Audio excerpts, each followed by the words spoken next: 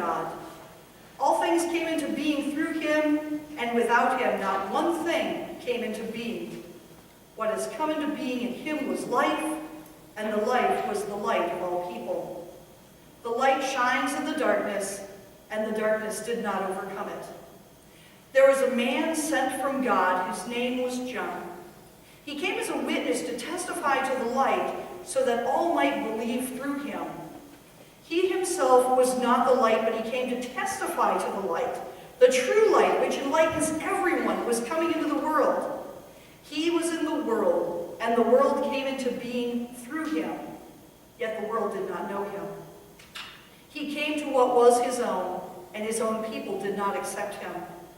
But to all who received him, who believed in his name, he gave power to become children of God, who were born not of blood or of the will of the flesh or of the will of man, but of God. And the Word became flesh and lived among us. And we have seen his glory, the glory as of a Father's only Son, full of grace and truth.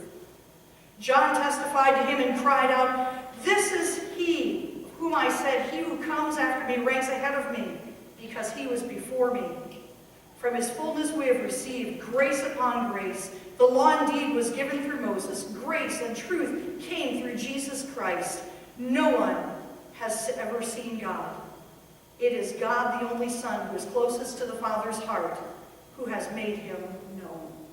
The word of God for the people of God. Thanks be to God. And take a little drink real quick.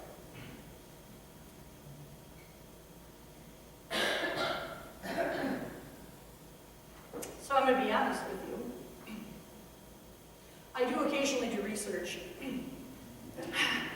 I know sometimes it doesn't seem like it, but I do occasionally do research. And in doing my research on this sermon, I found out some interesting stuff, okay? How many of you ever know what Wikipedia is? How many of you have never gone to Wikipedia?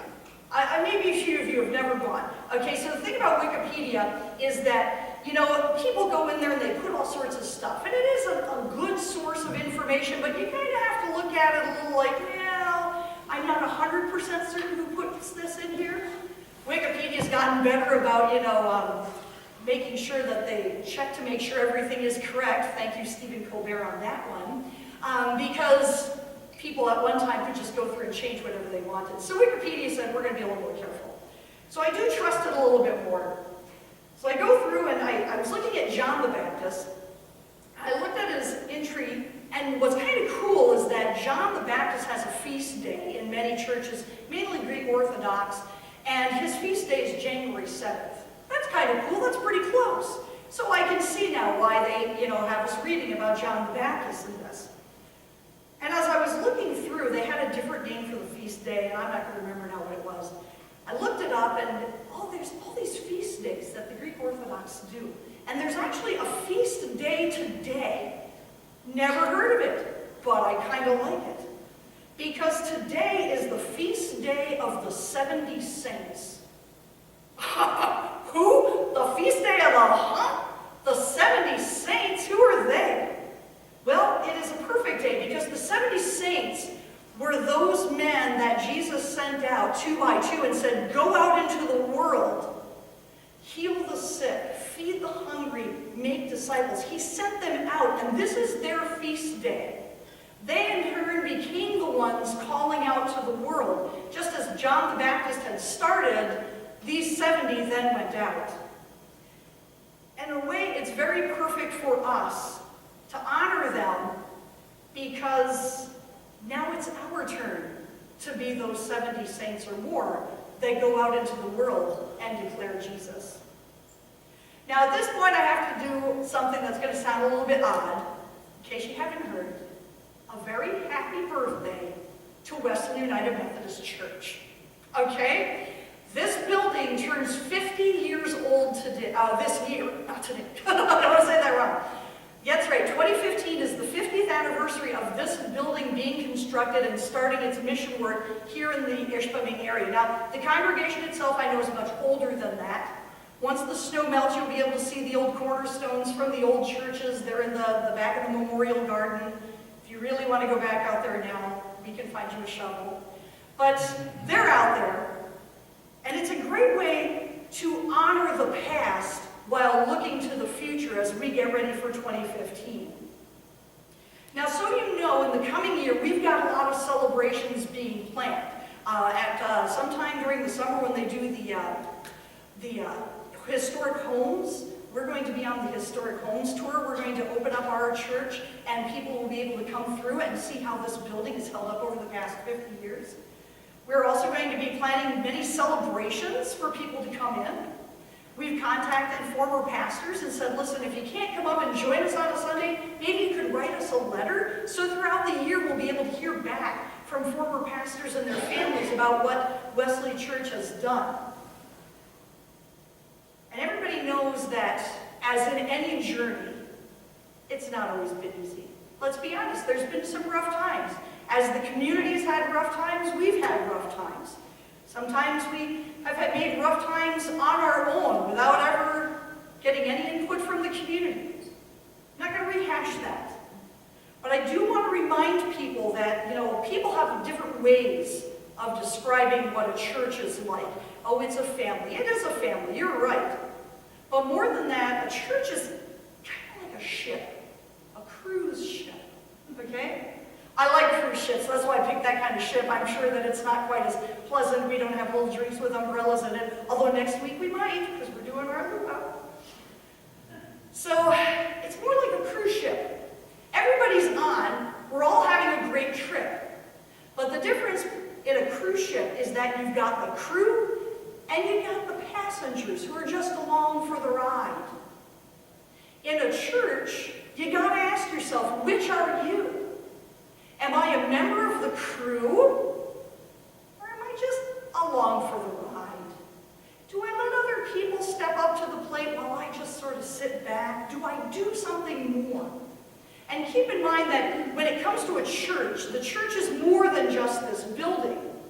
So those people who step up and they act like God's representatives outside of the walls, you're a crew member. Yay!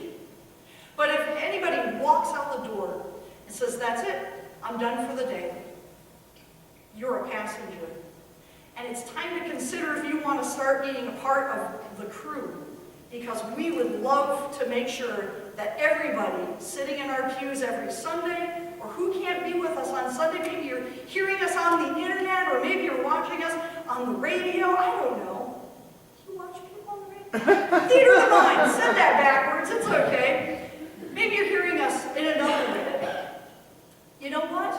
You can be a passenger too. It's not necessarily that you're in this church, because this church isn't just us. We're part of a bigger cruise ship of God's family. And so it's more than just our congregation. However, I do want to let you know, as we head into the next 50 years, we've got a lot of fun things coming up. There's a lot of anticipation. I can now personally tell you, 50's pretty awesome. It was a great year. And I'm just looking forward to the next however many I've got. And I think that a lot of us feel the same way. The past 50 years has been pretty great. Not perfect, but pretty great. But there are changes that happened as you go on in life, aren't there? Who's going to be called? Who's going to be called to do something extraordinary for God? Better yet, who's going to answer that call? Because God, I do believe, talks to all of us all of the time. But I don't know about you, but sometimes I have a tendency to go, what? I don't understand what you're saying, God. What? I don't know what you're saying. Who's going to answer that call? There's going to be changes. Some people that might have been doing something for a very long time are going to say, you know what, it's time to let somebody else to learn that job. So maybe that's what you're being called to do, to help continue a great tradition that's always happened in the church. Maybe God has put something on your heart to do something new and exciting. And that's the scarier of the two. It really and truly is, because you've got that comfort of something that's always worked well. When you try something new, it's a juggle. You could keep the balls jumping in the air, or they could just fall after the first toss. Really don't know. But how exciting to try, right? It's so exciting to try. There's going to be new tasks that are laid before us. And as the crew of the great ship God, it's going to be great. It's going to be fun. Might be a little up and down. You might have to take your Dramamine every once in a while. But it's going to be a great trip because God's the captain. And what we can take with us is some confidence. Because as we heard today, we're children of God. Do you think our captain and father is going to let us just drop on our faces and not pick us up again and help us get going? He won't. We're children of God, and he's going to be with us every step of the way as we move forward. One more thing I want to share with you. Like I said, Wikipedia is kind of cool, and basically anybody can have an entry. If I wanted to, I could make an entry for myself. It's true. And John's entry is kind of interesting, and I took a screenshot of it because I wanted to share it with you because I said, that is quite the entry that he's got put in there. Oh, wait till you hear this. So, John the Baptist Wikipedia entry. Under attributes, camel skin robe, a cross, lamb, scroll with words Ecce Angus Dei, platter with own head, pouring water from hands or a scallop shell. It's funny, but that does sort of sum up all of John the Baptist's life, doesn't it? And as we, the crew, who are moving forward with Wesley Church in the year to come, I want to ask you, if there's a Wikipedia entry ever made about you, what attributes do you want listed next to your name? Do you want to be called a passenger, or do you want to be called a crewman? Many, many years ago, I took something called the Emmaus Walk. They're not for everybody. They're pretty intense. They're awesome things to do, but there's something that you have to be certain that that's what God's calling you to do. And when you're done, you get a cross. And the cross has a little phrase written on it that says, Jesus is counting on you. You don't need to take an Emmaus walk to understand that Jesus is still counting on you.